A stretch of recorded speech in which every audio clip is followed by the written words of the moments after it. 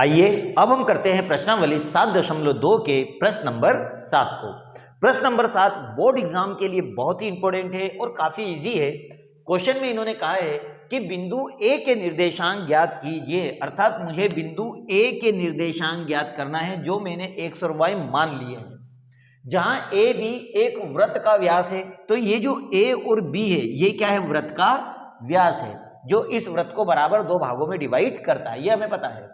जिसका केंद्र 2 और -3 है, तो केंद्र को मैंने बिंदु P मान लिया है कि माना केंद्र जो वृत्त का केंद्र है वो P बिंदु पर है जो 2 और -3 है, तथा B के निर्देशांक 1 और 4 है। तो मुझे यहाँ A के निर्देशांक ज्ञात करना है, काफी इजी है। चलो मैंने यहाँ नियम लिख दिया है कि AB वृत्त का व्यास है तथा P बिंदु वृत्त का केंद्र है।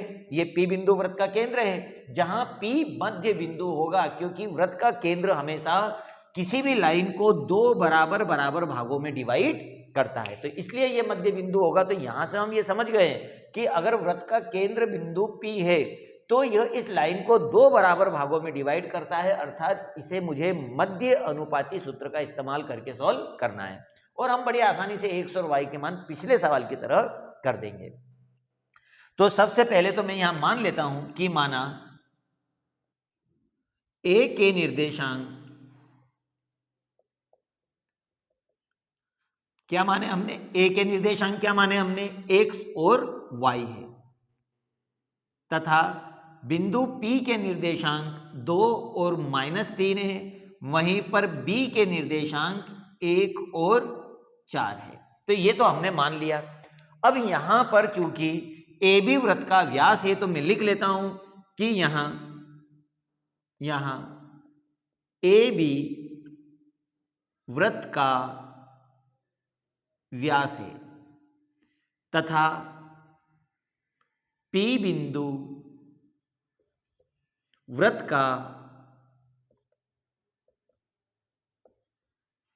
केंद्र बिंदु है जो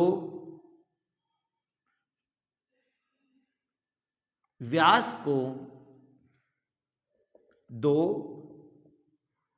बराबर भागों में विभाजित करता है। तो इस नियम से यह हो गया कि यह मध्य अनुपात सूत्र लग जाएगा यहां पे। तो हम लिख लें अब कि मध्य बिंदु सूत्र क्या हो जाएगा हमारा, मध्य बिंदु सूत्र।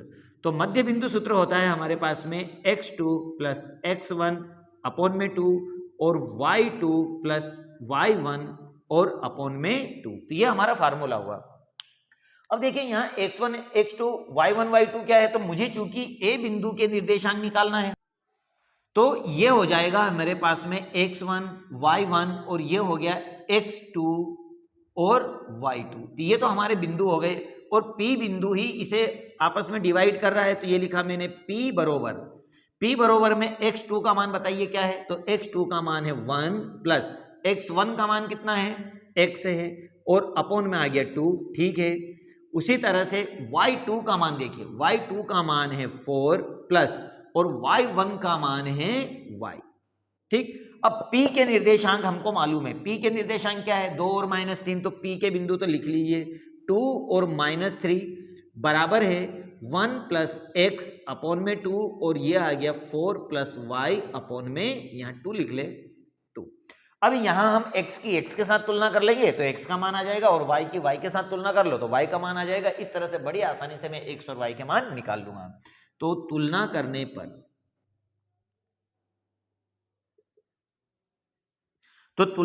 पर 2 की तुलना में किससे करूंगा, पहले वाले मान से, अर्थात इससे, और y की तुलना में y वाले मान से।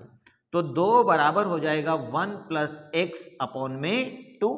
इसका क्रॉस मल्टीप्लाई कर दो तो 2 2 2 दूनी हो गए 4 और इसका पक्षांतरण इधर कर दो तो -1 बराबर x, 4 में से 1 गया तो बचेगा x का मान 3। तो ये हमने x का मान निकाला।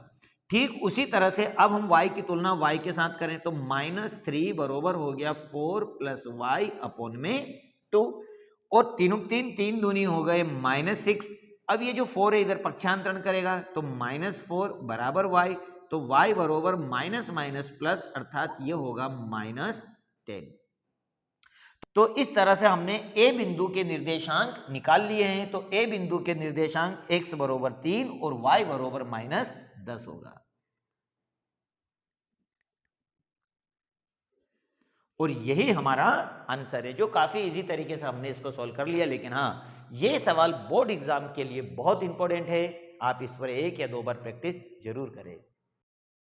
Subscribe now and press the bell icon. Never miss an update.